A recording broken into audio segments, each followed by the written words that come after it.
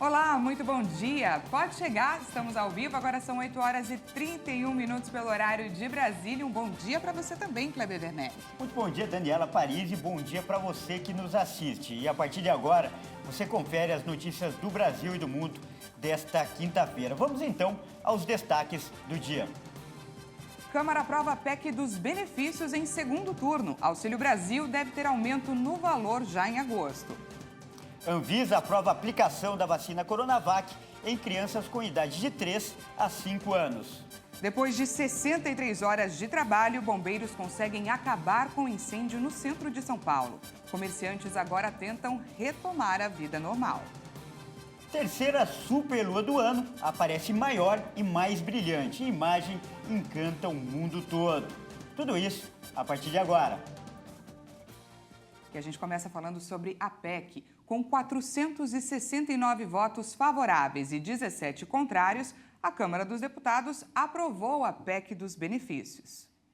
E olha só, a medida aumenta o valor do Auxílio Brasil, amplia o valor do Vale Gás e ainda cria um voucher de R$1.000 para os caminhoneiros, entre outras medidas.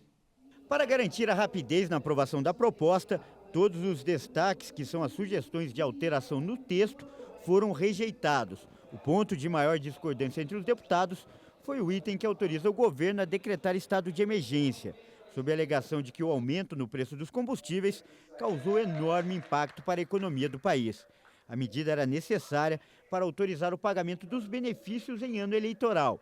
Apesar de contestarem essa manobra, os oposicionistas acabaram votando a favor do projeto. A votação acabou com 469 votos favoráveis e 17 contrários. No primeiro turno, a votação havia sido 393 contra 14. A matéria tramitou em um rito atípico, conduzido pelo presidente da Casa, o deputado Arthur Lira. A proposta foi unificada a outra que já estava em andamento e foram realizadas sessões extraordinárias de modo a diminuir os prazos, com direito, inclusive, a uma sessão de 1 minuto de duração. Nenhuma mudança foi feita no texto aprovado pelo Senado. Se isso acontecesse, a proposta teria que voltar para a apreciação dos senadores. A PEC prevê um gasto adicional de 41 bilhões e 200 milhões de reais, não previsto no orçamento federal. Entre os benefícios está o aumento de 400 para 600 reais do Auxílio Brasil. Além disso, os caminhoneiros vão receber um voucher de R$1.000 mensais e o Vale Gás terá seu valor reajustado. Com a aprovação, a previsão é de que o novo valor de R$600 já comece a ser pago no próximo mês, em agosto. E olha só, a Agência Nacional de Petróleo, Gás Natural e Biocombustíveis iniciou uma discussão com o objetivo de criar medidas para evitar o risco de desabastecimento do diesel no Brasil. Após a fala do ministro de Minas e Energia, Adolfo Saxida, de que o Brasil só teria estoque de diesel suficiente para abastecer o país em até 50 dias sem necessitar de importação, a ANP iniciou uma discussão interna para criar novas medidas para tentar estabilizar os estoques dos combustíveis. Entre as ações estabelecidas estão 2 esboços de resoluções. Na primeira, a agência pretende regulamentar a manutenção de estoque de combustíveis líquidos, de gás liquefeito de petróleo e de combustíveis de aviação. Na segunda, a ANP quer determinar os procedimentos para a formação de estoques. O texto explicou que, para esta segunda determinação, o estoque criado seria o equivalente a 9 dias do volume comercializado no mesmo mês do ano anterior. Informou ainda que o abastecimento de diesel e dos demais derivados de petróleo está regular no país. Segundo o órgão, a atitude tomada pela agência de iniciar um debate sobre os estoques é para atuar de forma preventiva contra a escassez. Mas no atual momento, uma das principais medidas pensadas pela ANP para garantir o combustível utilizado em caminhões é a intensificação da importação do diesel da Rússia. Segundo o ministro das Relações Exteriores, Ricardo França, o Brasil comprará o quanto puder de diesel russo e afirmou ainda que os negócios com o país estão sendo fechados e o combustível deve chegar em breve ao país. A medida tanto da Agência Nacional do Petróleo quanto do governo federal é uma aposta para reduzir o custo do combustível, que não teve no preço final o mesmo impacto que a gasolina e o etanol após a redução do ICMS. Agora a gente fala de coronavírus. Foram registradas 380 mortes em 24 horas pela doença aqui no Brasil. Segundo o Ministério da Saúde, o estado do Mato Grosso do Sul permanece sem informar os dados. Vamos aos números atualizados. O Brasil registrou 380 mortes por Covid-19 em 24 horas. Desde o início da pandemia, o total de vítimas por complicações da doença chegou a 674.482. Em um dia, foram registrados 72.224 novos casos de infectados por coronavírus. Ao todo, já são 33.076.779 diagnósticos confirmados. A média móvel de mortes chegou a 242 vítimas diárias. O país continua com tendência de estabilidade, com variação de 6% em relação a 2 semanas. A média de casos ficou em 55.586 confirmações por dia. Esses dados apontam uma tendência de estabilidade, com variação de menos 1% na comparação com os registros das últimas 2 semanas. A subvariante BA.5 da Omicron, que, aliás, parece ser mais transmissível do que as outras, foi detectada em pelo menos 22 países e territórios das Américas. A Organização Pan-Americana emitiu um alerta para a possibilidade dela se tornar a cepa predominante no continente. A subvariante BA.5 da Omicron pode se tornar dominante nas Américas nas próximas semanas. Foi o que alertou a Organização Pan-Americana da Saúde. De acordo com a OPAS, a cepa do coronavírus já foi detectada em pelo menos 22 países e territórios do continente e parece se espalhar mais rápido que outras. No geral, na semana passada, houve uma redução de 0,9% nos casos e uma redução de 3,5% nas mortes em relação aos 7 dias anteriores.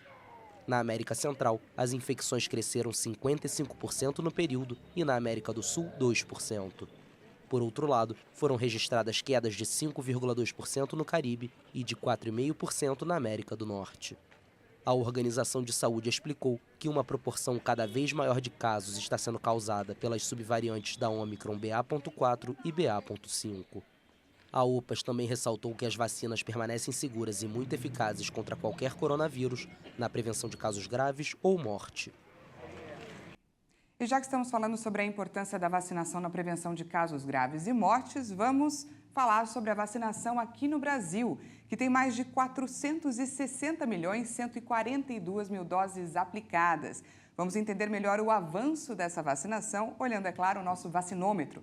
Segundo o Ministério da Saúde e as secretarias estaduais de saúde, a primeira dose já foi aplicada em 84,19% da população.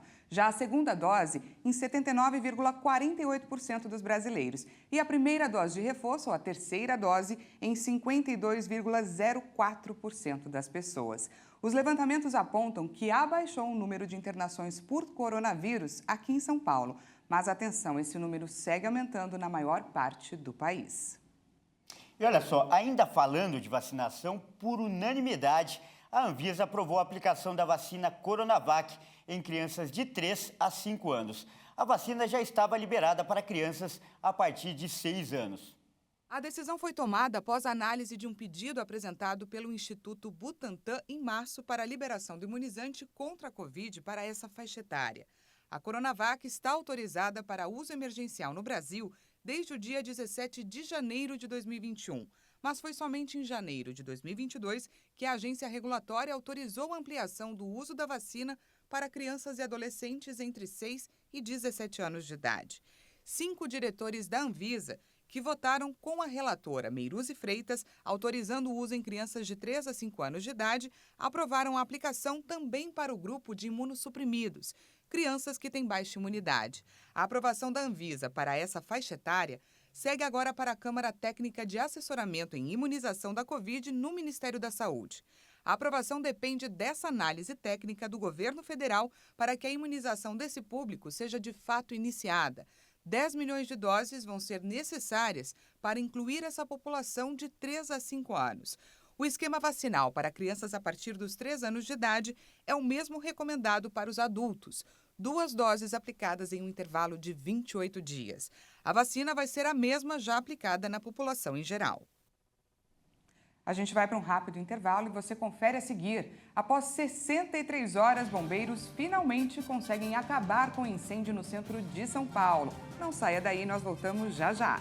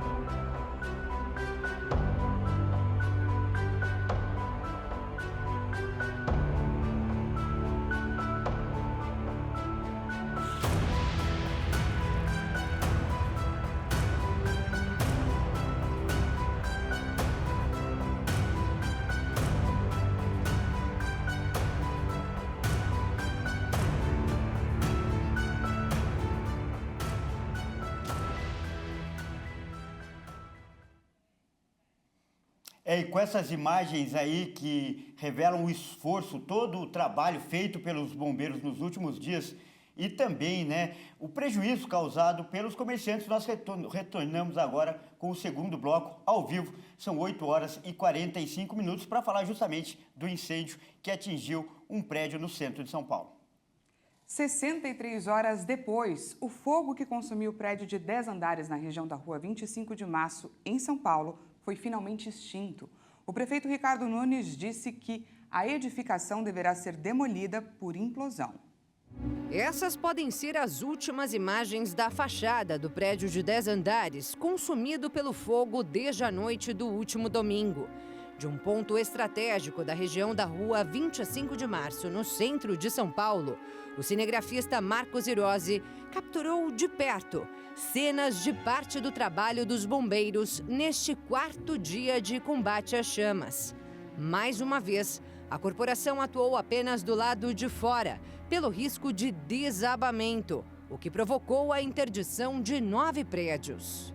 A gente está com homens e máquinas para fora da edificação, porque foi entendido ontem, durante o dia, que corria o risco de colapsar a estrutura que estava pegando fogo. Depois que o engenheiro da Prefeitura de São Paulo, Álvaro de Godoy Filho, condenou a edificação, o prefeito Ricardo Nunes afirmou em entrevista durante a tarde que a gestão municipal reúne laudos de engenheiros e da Defesa Civil para entrar na justiça, pedindo a demolição do prédio por meio de implosão.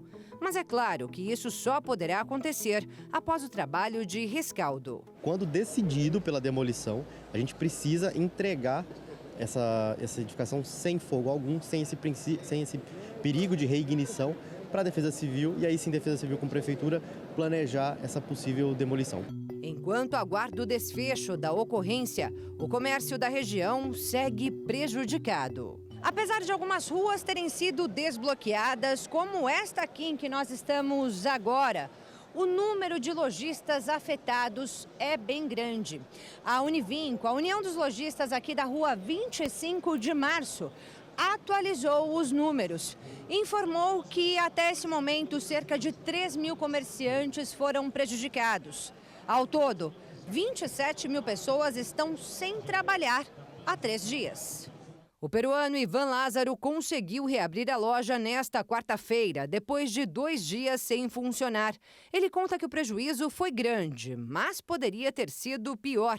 Até poucos meses atrás, a loja dele era localizada bem ao lado deste comércio, que também foi totalmente destruído pelo incêndio. Eu creio que tudo ha sido em propósito de Deus isso.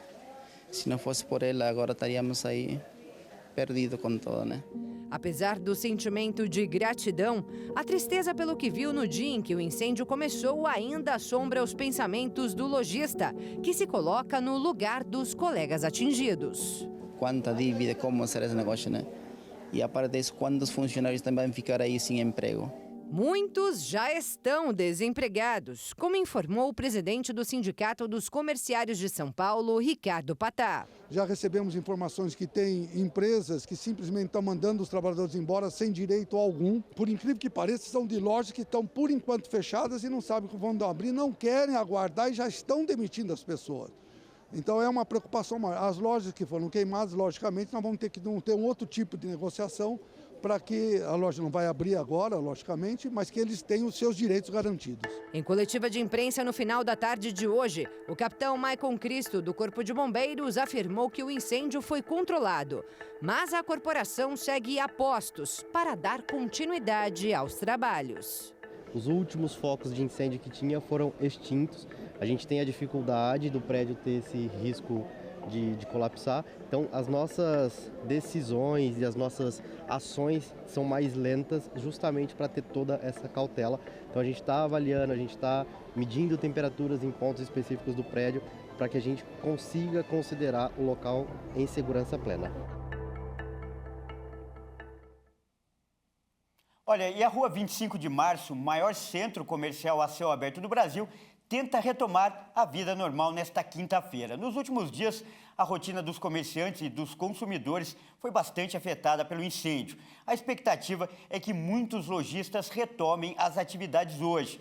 Segundo a União dos Lojistas da 25 de Março, 80% das lojas tiveram o movimento afetado por causa do incêndio. Muitas ruas ficaram fechadas e 6 linhas de ônibus que passam pela região tiveram o trajeto desviado.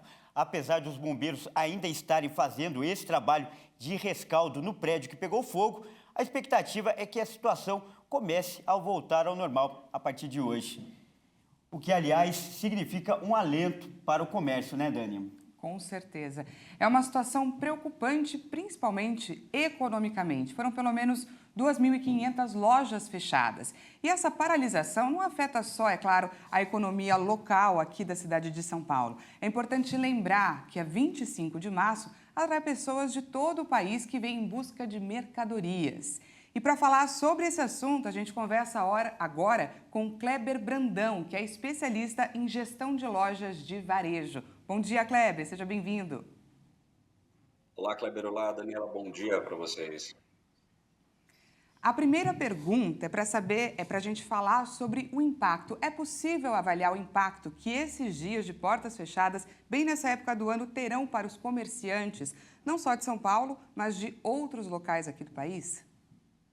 Olha, se a gente for fazer uma análise ali só das lojas que ficaram fechadas naquela região, nesses dias, nós estamos falando de uma circulação de 300 mil pessoas, de acordo com a Associação de Lojistas, né? E isso acaba gerando um faturamento, uma perda de faturamento de 30 milhões por dia. É claro que acaba tendo ali, respingando, né, em outros negócios também, como hospedagens, hotéis, pessoal do turismo mesmo que vai até São Paulo para fazer compras, como ficou bem colocado aí.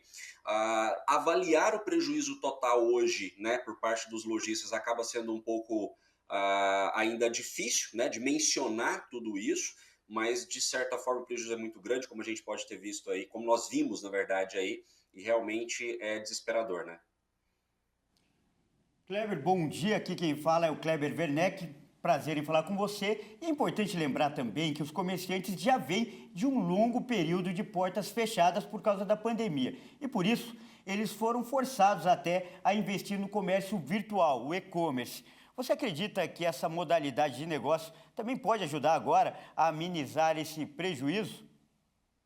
Kleber, eu acredito que sim. A pandemia ela veio para nos ensinar bastante, né? Muitos empresários, muitos lojistas do varejo que não que não se adequaram à internet, às vendas online, eles acabaram se adequando.